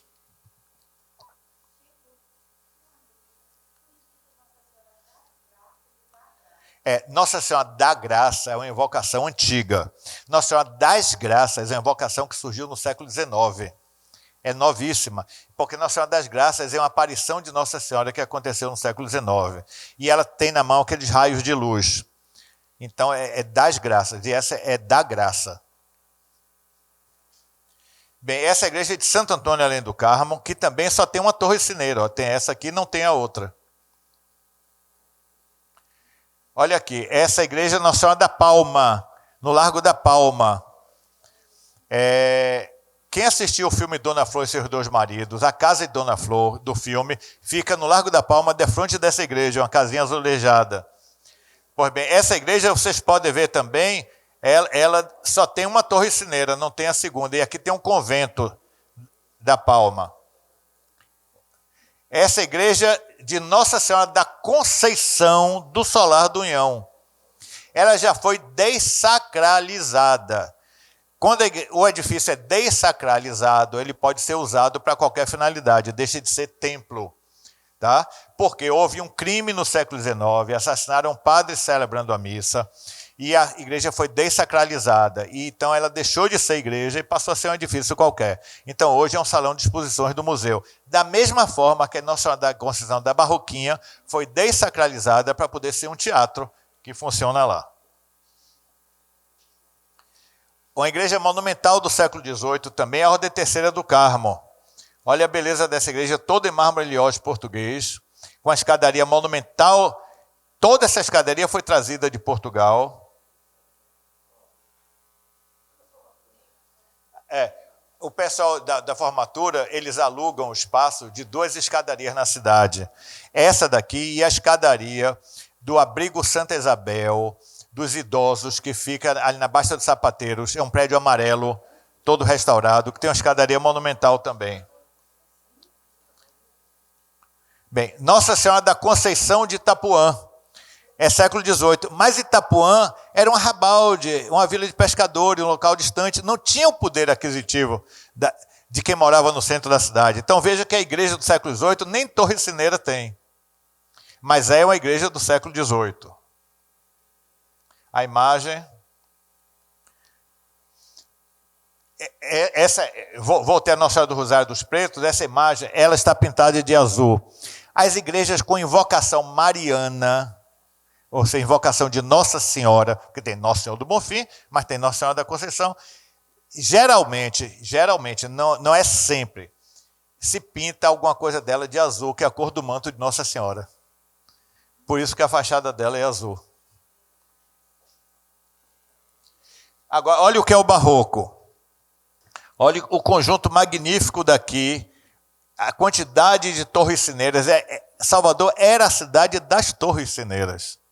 Você sabia fazer a leitura de cada bairro a partir das torres sineiras, e cada uma tocando os seus sinos. Bem, aqui é um solar do século XVIII. Esse solar fica em frente à Ordem Terceira de São Francisco. Esse solar é a sede da DIMOS, que é o Departamento de Museus do Governo do Estado da Bahia. Essa portada daqui é magnífica, o saguão daqui é magnífico. Como é que as pessoas moravam nessa época? as famílias que moravam em sobrado eram aquelas que tinham poder aquisitivo. Morar res com o chão, ou seja, casa térrea, era status de pobreza. Então, morar em sobrado. Se você morava em sobrado, você não usava o térreo para sua morada. O térreo era loja ou serviços. Sempre loja ou serviços. E quando as famílias alugavam o térreo para alguém morar, era alguém com menor poder aquisitivo, que morava no térreo do sobrado, chamava morada de loja. Onde é que você mora? Eu moro na loja do sobrado. Se chama morada de loja. Então era muito comum as famílias sublocarem o térreo para morada de loja, ou terem comércio, ou terem serviços no térreo. Só que tinha um espaço no térreo, que era o espaço nobre, que era o saguão. Aqui é a entrada. Olha aqui o saguão desse solar. Você entra, estamos entrando pela porta principal, aí você tem essa escadaria monumental, em cantaria, com um lance de escadas, azulejos portugueses, um lance de escada para cá, outro lance para cá. Aí aqui vem outro lance subindo aqui por trás, onde tem esse óculo para iluminar a escada. Então, isso daqui é a escada monumental do saguão da casa. E nesse saguão da casa, ficava pendurado no teto, com roldana, a cadeirinha de arruar, que as sinhazinhas saíam carregadas no ombro para passear na cidade, para ir à missa, porque se saía muito pouco. As mulheres só saíam de casa para ir à missa. Hein? Eu vou ler aqui uns textos para vocês. Esta casa daqui esteve à venda recentemente, não sei o final disso, conselheiro. É a casa do Conde dos Arcos, do Colégio 2 de Julho, no Garcia. Olha que magnífica casa do século XVIII aqui. Mas era uma casa de campo, porque nessa época o Garcia só tinha chácaras, fazendas. Ela é tombada. Não pode demolir, não pode ser demolida. Não. Olha que beleza de casa. Olha a escadaria monumental dela, aqui na fachada. Olha o movimento da onda do barroco aqui. Bem, aqui na Praça da Sé, vocês têm aqui esse espaço, que é o espaço da antiga igreja da Sé, que foi demolida. E aqui é o Palácio do Arcebispo do século XVIII, que eu falei a vocês, que hoje tem um museu da Arquidiocese. É esse palácio. 1715. Olha a portada, com o brasão de Dom Sebastião Monteiro Davide. E esta casa magnífica, que é o Solar Boa Vista, em Brotas, onde Castro Alves morou, e que foi a sede da prefeitura na época que o Dr. Manuel Castro foi prefeito de Salvador. Então, essa casa foi incendiada recentemente e está se arruinando, porque ninguém está tomando providência para restaurar ela. Esta casa do século XVIII, ela é propriedade da Santa Casa, mas ela está abandonada, as janelas e portas estão todas fechadas com blocos de tijolo, porque ela está se arruinando. Aqui é a igreja de Santana, aqui no Desterro. Ela fica nessa ladeira, chama Ladeira do Gravatá, que é a fonte do Gravatá do lado. Tá? A portada é magnífica dela. Esta casa, olha, eu vou mostrar a vocês o seguinte. Esta casa foi construída por um mestre de obras, cujo filho construiu esta outra casa. Eles eram os grandes empreiteiros do século XVIII na Bahia, realizavam as obras mediante, não é licitação que não tinha, arremate, obras arrematadas. Inclusive, eles que construíram a igreja de Santana. Essa casa de cá é a casa de Angola, na Bahia, hoje. Esta casa estava arruinada. Eu fiz o levantamento e o projeto dela. E foi com o meu projeto que essa casa foi restaurada. 2 solares do final do século XVIII, já do final. Esta casa aqui era o colégio de Dona Fria Santiago. Hoje é do Ministério Público, no alto da ladeira da Fonte Nova. E esta casa é o antigo colégio Nossa Senhora de Lourdes, o famoso Lourdinha, no Jardim de Nazaré. São casas com mirantes do século XVIII aqui, ó, mirante e mirante aqui. Olha aqui, o Dona Frísia e o Nossa Senhora de Lourdes. E esta casa fica na ladeira, quem sobe para o Barbalho. Quem passa pelo viaduto, desce ali ao lado do Hospital Santa Isabel, sobe o Barbalho, ela fica ali. Essa casa é muito linda, essa casa daqui, essa de baixo. Tá? E essa casa é da família Marbach, que está no pé da ladeira do Bonfim.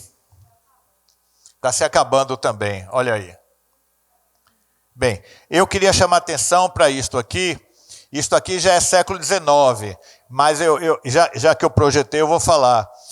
Os negros que pertenciam à Irmandade Nossa Senhora do Rosário, ali do Pelourinho, eles criaram uma sociedade protetora dos desvalidos. Essa sociedade foi a primeira ONG que nós tivemos aqui, ainda existe até hoje. Com recursos próprios, eles financiavam a alforria dos escravizados, eles amparavam as viúvas e os órfãos, eles pagavam a viagem de retorno para a África daqueles que queriam, e eles emprestavam dinheiro para os que quisessem ficar aqui e abrir seus negócios. Então, era uma sociedade importantíssima na fase abolicionista do Brasil. Pronto, esse é o último.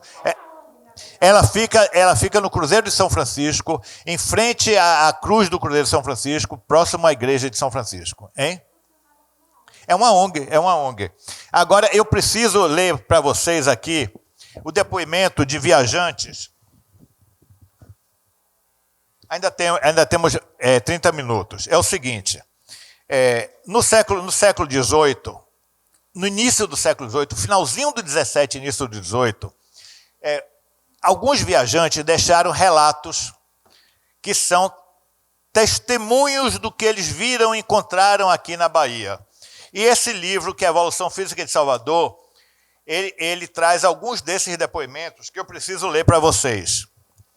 Prestem atenção à visão que os estrangeiros tinham da Bahia no início do século XVIII. Um viajante chamado Francisco Coreal, ele diz assim: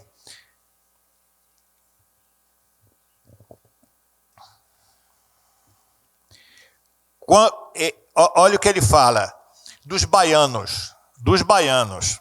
Os baianos, eles dizem que eram lúbricos, fúteis, arrogantes, basófios, covardes, ignorantes e carolas quanto possível. Ele deve ter tido algum problema aqui.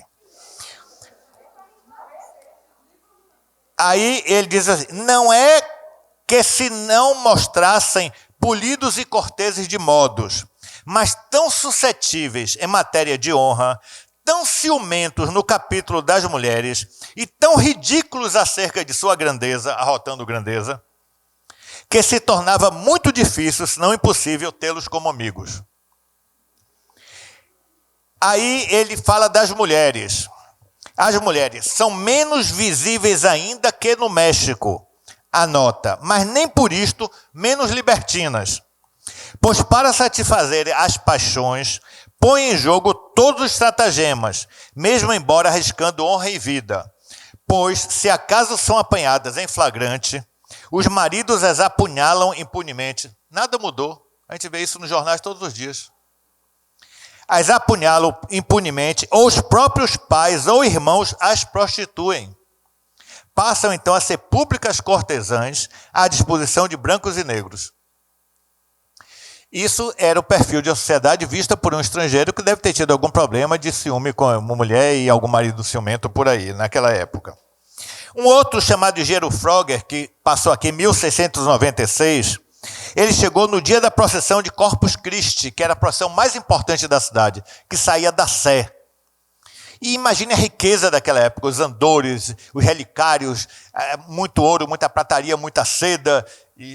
E olhe como ele descreve a procissão: uma quantidade prodigiosa de cruzes, relicários, andores, paramentos ricos, muita tropa formada, mestres, confrarias e congregações. Surpreenderam, porém, a presença de, entre aspas, bandos mascarados, músicos e dançarinos, que com as posturas lúbricas perturbavam inteiramente a ordem da santa cerimônia. Sabe o que é isso? No fundo da procissão, a batucada. O carnaval. o intrudo, na procissão de Corpus Christi. Ó, bandos mascarados, músicos e dançarinos, é o samba e a capoeira, que com as posturas lúbricas, que é muito sensual, perturbavam inteiramente a ordem da santa cerimônia. Ele garbou os edifícios públicos, estaleiros de construção naval, as fortalezas, as igrejas e tudo mais. Bem, agora eu vou falar outra coisa aqui dele. Ele fala da quantidade de formigas que havia na terra, que destruía todas as plantações. E temos muita por aqui. Um outro viajante, William Dampier, de 1699 também, ele descreve a cidade lindamente. A vila propriamente dita consiste em cerca de 2.000 casas, a maior parte das quais não pode ser vista do porto. Porém, as que aparecem com grande mistura de árvores entre elas, olha a vegetação, e todas colocadas sobre elevações, sempre encumeada, formam uma perspectiva muito agradável. Aqui vive um arcebispo, que tem um belo palácio na cidade, é o Palácio Arquiepiscopal. E o Palácio do Governador é um bom edifício de pedra e do mar causa boa impressão, embora por dentro do mobiliário não mostre requinte algum. Tanto espanhóis como portugueses em suas colônias no exterior, como observei geralmente aqui, gostam de ter casas grandes, mas não se interessam pelo mobiliário, a não ser no gosto pelos quadros, que aparecem em alguns deles. As casas da vila têm 2 ou 3 andares, que com telhados cobertos de telhas curvas, e muitas delas têm sacadas. As ruas principais são grandes e todas pavimentadas ou cobertas com pedregulhos. Há também passeios públicos nos lugares mais notáveis da vila e muitos jardins, tanto dentro como fora da cidade. E ali são cultivadas árvores frutíferas, plantas medicinais, verduras para saladas e flores em grande quantidade, mas arranjadas sem grande ordem ou arte. Considerou Salvador cidade de notável comércio, pois na ocasião via-se na Bahia grande número de negociantes. 30 navios estavam fundeados no seu porto, guardados por 2 naus de guerra, excetuando-se 2 embarcações negreiras prontas para singrar para Angola. Havia também uma grande quantidade de barcos pequenos de cabotagem, constantemente a entrar e sair do porto. São os saveiros. Os saveiros. Os mais importantes artigos importados eram fazendas finas, fazendas grossas, roupas feitas, farinhas, óleo, vinhos, queijos e manteigas, ferro, objetos manufaturados, sobretudo em estanho, carnes salgadas. E exportava-se açúcar, fumo em rolo e em pó e nunca em folha, madeiras tintoriais, sobretudo pau-brasil, couros crus, sebo, azeite de baleia e outros. Vamos ver aqui uma outra descrição de um viajante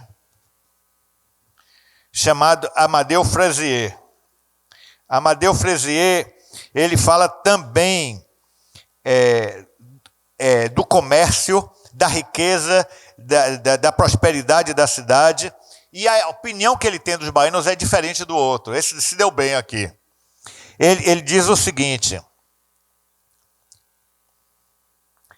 quanto aos baianos, afirmou serem gente correta, cortês, bem vestida, quase a moda francesa. Completamente o oposto do outro.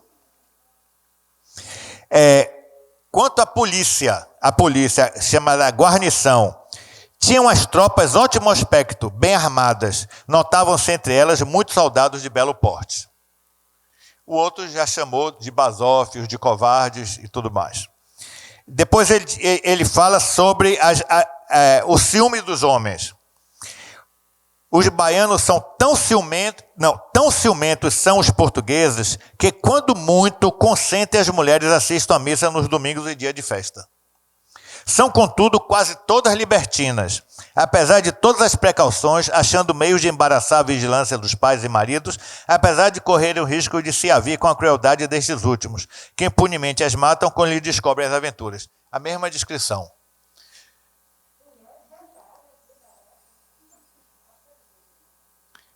Agora, conselheiro, isso daqui é importante, a gente pode até colocar uma plaquinha aqui, que é interessante. Tudo Tudo neste país se faz com prodigiosa lentidão. Pela menor coisa, é necessário um requerimento com todos os requisitos. É a burocracia. Isso há 300 anos atrás. E tem mais que ele fala.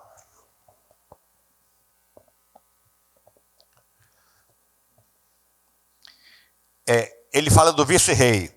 O vice-rei era um homem rígido, mandava à forca os assassinos e ladrões, coisa inaudita nesta colônia, onde outrora se cometia impunemente toda espécie de crimes, para ver se diminuíam os abusos e desordens. Homem prudente, o vice-rei, nada queria fazer sem audiência do conselho. Receoso de se tornar suspeito ao povo em geral, que detestava o seu governo de severidade e integridade. Ele era odiado por ser íntegro e severo. Bem, então esses são alguns dizeres. Eu preciso falar agora do que aconteceu com Salvador em meados do século XVIII. Em 1755, Lisboa foi destruída por um terremoto no dia 1º de novembro. Foi um terremoto que devastou a cidade. Imagine a capital de um império como era Portugal no século XVIII.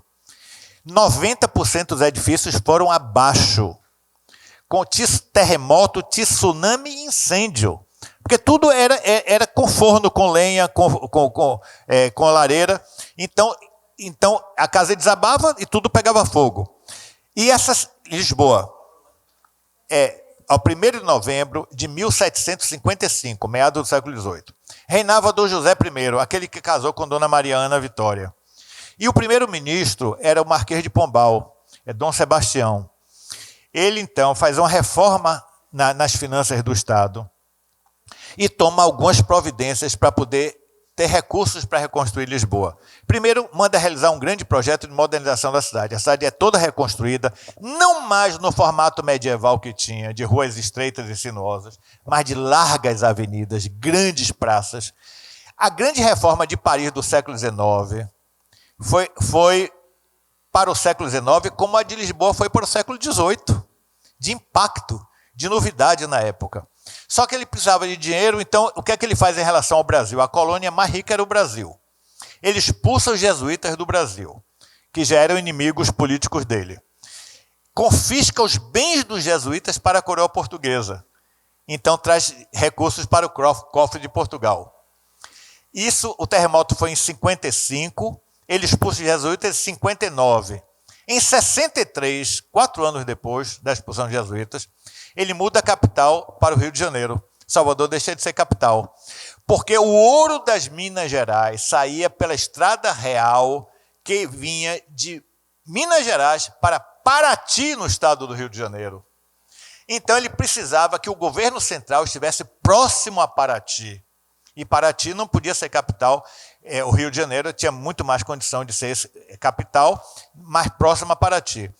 E o Rio passa a ser capital quando era muito menor em população do que Salvador e muito menos rica do que Salvador.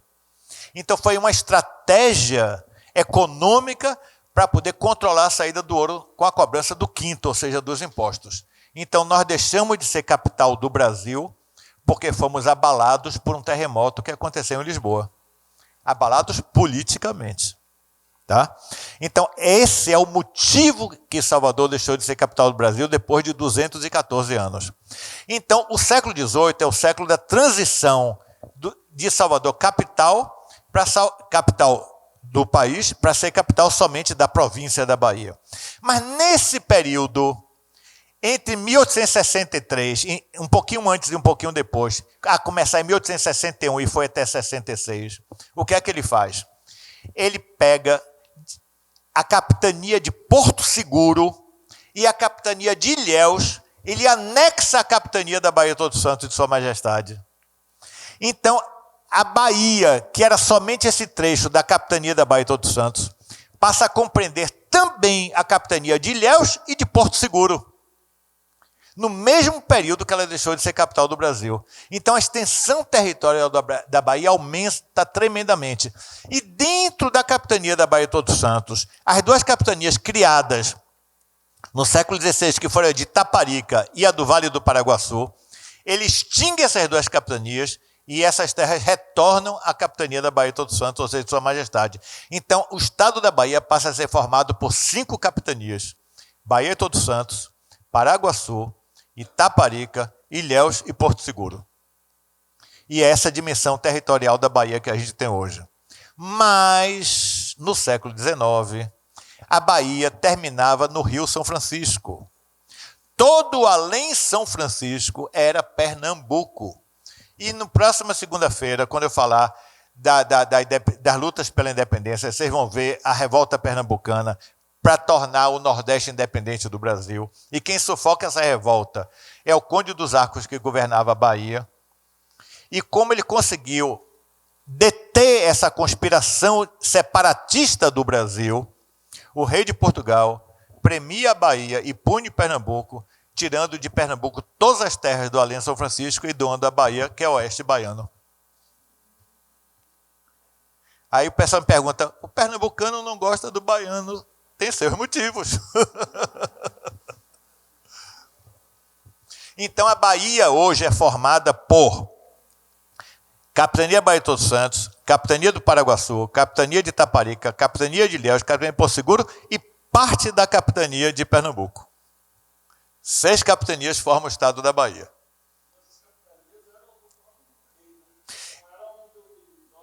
Não, eram de donatários, mas acontece que ele vai desanexando, indenizando as famílias, retomando, até que em 1835, um decreto extingue todas as capitanias hereditárias. Então,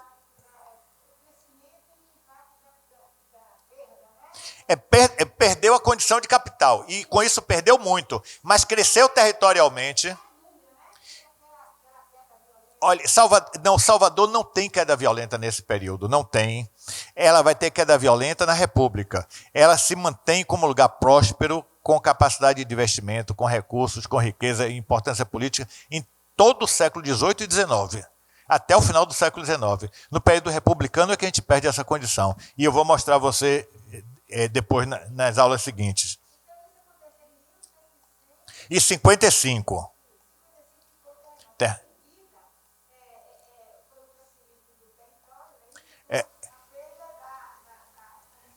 Da condição de capital. Isso. Então, o que eu quero mostrar a vocês é que o século XVIII foi um século muito revolucionário na Bahia, de grandes investimentos por parte da igreja, como vocês viram aí, por parte do governo, do ponto de vista da defesa, com plano de fortificação, com grandes fortificações, com grandes projetos. Do ponto de vista da economia, Salvador passou no século XVIII de 200 para 400 engenhos produzindo açúcar, duplicou o número de engenhos produzindo açúcar no Recôncavo Baiano. No século XIX aumentou ainda mais, depois entrou em decadência. No século XVIII, Salvador era o grande entreposto de comércio globalizado das Américas. Não havia nenhum porto em todo o continente americano, Nova York nem pensar nisso, não havia nenhum porto tão importante quanto o Porto de Salvador para o comércio, tão rico e tão globalizado quanto o Porto da Bahia. E, consequentemente, não havia nenhum outro porto tão grande no comércio da escravidão no Brasil quanto o Porto da Bahia. Não era o único, mas era o maior. Maranhão, Pernambuco, Rio de Janeiro, obviamente, eram grandes portos, mas o da Bahia sempre maior.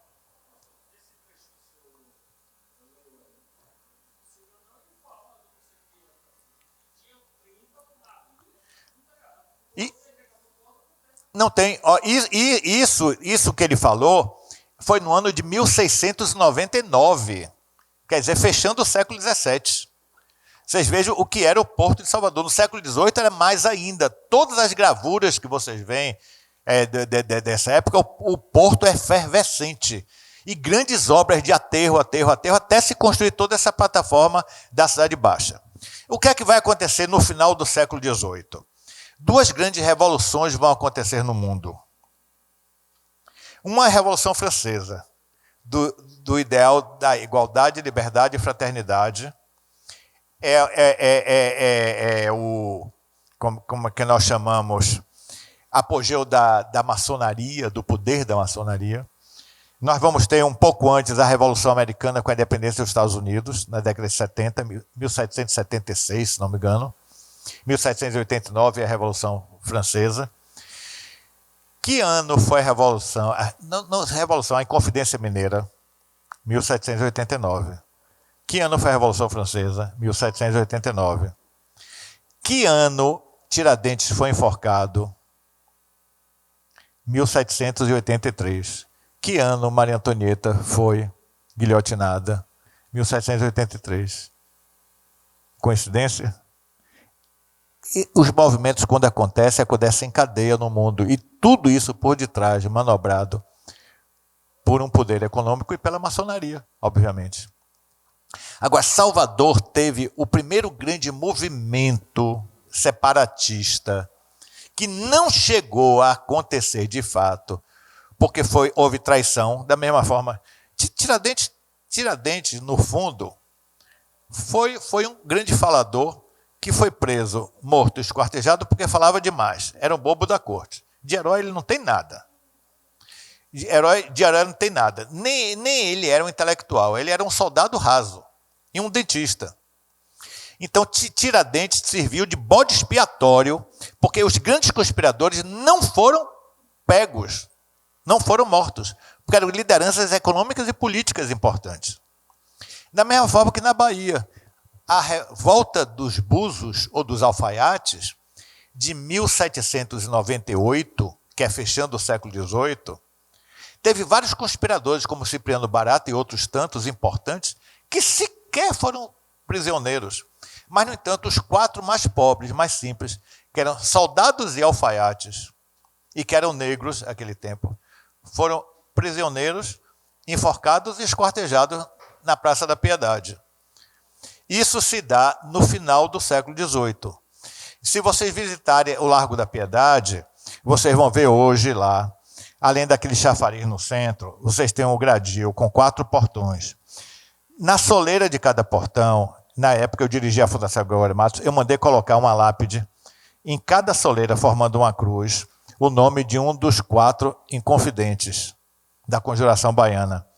E na esquina de cada quarteirão desse, dentro da praça, um pedestal com um busto de bronze de cada um deles, com a placa contando a história deles. Então, eles estão homenageados hoje nessa praça da Conjuração. Ali era a praça onde se armava a forca, como se armava a forca na Praça Castro Alves, que era o Largo da Porta Sul, como se armava também no Campo da Pólvora. Mas as praças mais importantes de forca foram a Piedade e a Praça Castro Alves. E no Campo da Pólvora foi fuzilado o Padre Miguelinho, que foi o líder da Revolução Pernambucana. Foi fuzilado aqui em 1817. Foi preso e fuzilado aqui, está enterrado no cemitério da Igreja de Santana, ali em Nazaré, ali no Desterro. Então, o século XVIII é o século que Salvador tem o seu apogeu, embora a perda da condição de capital, mas tem o seu apogeu econômico. A grande riqueza da Bahia se dá no século XVIII. No século XIX ainda mantém, mas não com o fulgor do século XVIII. E no século XVIII, gradativamente, Minas Gerais vai ascendendo com a importância do ouro. Obviamente, mais as colônias do Nordeste, ou seja, as capitanias do Nordeste, ou as províncias do Nordeste, com a produção do açúcar, ainda mantém todo o seu poder. Só que em Minas Gerais vai acontecer uma coisa muito interessante em relação à igreja. Como o ouro era muito importante para a coroa portuguesa e os padres não tinham nada de bobos, a coroa portuguesa proibiu que em Minas Gerais se instalasse qualquer ordem religiosa, só tinha clero secular, só tinha padre, não tinha frade nem freira. Não tem convento em Minas Gerais, pelo menos antigos, na época. Nenhuma ordem religiosa foi autorizada a se instalar em Minas Gerais, para que a coroa tivesse o poder total sobre a riqueza de lá, e não a igreja. Então, as igrejas todas lá são igrejas seculares. A igreja de São Francisco, que vocês têm lá, por exemplo, em Mariana, aquela bonita, é a ordem terceira de São Francisco. São irmandade de ordem terceira, não de ordem primeira. Vocês não têm conventos com frades lá, nem conventos com freiras. E aqui no Nordeste, em particular aqui na Bahia, as ordens religiosas foram muito poderosas e dominaram territorialmente a cidade e a igreja como um todo com as suas freguesias. A nossa arquidiocese, nesse período, ela passou a ter cardeais. Nós só tínhamos arcebispos. A partir do século XVIII, os arcebispos passam a ter, alguns deles, não todos, a titulação de cardeais. Cardeal não é um título administrativo, é um título honorífico. O arcebispo administra. Agora, o arcebispo pode ou não ser cardeal. Se ele for cardeal, além de ser o administrador responsável pela arquidiocese, ele é um príncipe da igreja, herdeiro presuntivo do trono do Vaticano. Só pode ser papa quem é cardeal. Só pode ser cardeal quem é arcebispo. Então, os nossos arcebispos, a partir do século XVIII, passaram a receber, na sua grande maioria, o título de cardeais. Então, vocês vejam a importância. Vocês já estavam pré-candidatos a um papado, que, obviamente, só se consagrou um papado latino-americano agora com o Papa Francisco de Buenos Aires. Pois é, então eu fecho o século XVIII com a chamada Revolta dos Búzios ou dos Alfaiates, com o enforcamento deles. E a outra revolução que se dá no final do século XVIII é a Revolução Industrial. Então a Revolução das Ideias e a Revolução Industrial. Com a Revolução Industrial, Portugal vai ficar a reboque da Inglaterra, como a Europa também, na verdade, e o Brasil a reboque de Portugal e da Inglaterra. E a partir daí, então, nós vamos ter uma presença, um domínio maior dos ingleses aqui no Brasil. Foram os ingleses que patrocinaram a vida da família real para o Brasil no início do século XIX. Foram os ingleses que tiveram o monopólio dos portos do Brasil, das ferrovias do Brasil, da indústria. Aqui o Brasil só podia ter alguns tipos de indústrias que não competissem com as indústrias inglesas. Até a indústria de tecido nosso era a indústria de tecido mais rústico, de sacos, de alinhagem, dessas coisas, que depois serviam para serem reprocessados em tecidos mais finos na Inglaterra, que eram tecidos para ensacar os produtos. Professor, eu ouvi recentemente, isso é bem depois, né? Mas é uma história assim que me encantou, vou até procurar, Delmiro Gouveia, Sim. Lá em Alagoas. Ele chegou a ser um industrial fortíssimo nessa área de manufatura. Ele foi lá o que Luiz Tarquínio foi aqui na Bahia. Luiz Tarquínio foi o maior empresário têxtil do Brasil, mais do que o Delmiro Gouveia. Luiz Tarquínio, Luiz Tarquínio tem uma história de vida muito interessante, porque ele era filho de um português com uma escrava. E ele estudou fora. E ele se tornou o maior industrial do Brasil têxtil. O Empório Industrial do Norte, que ele constrói ali naquela avenida atrás de Irmã Dulce, Luiz Tarquínio, que tem o nome dele exatamente, com conjunto habitacional, com escola, aquilo foi de uma grandiosidade que serviu de modelo para outros países, inclusive. Círculo Operário da Bahia.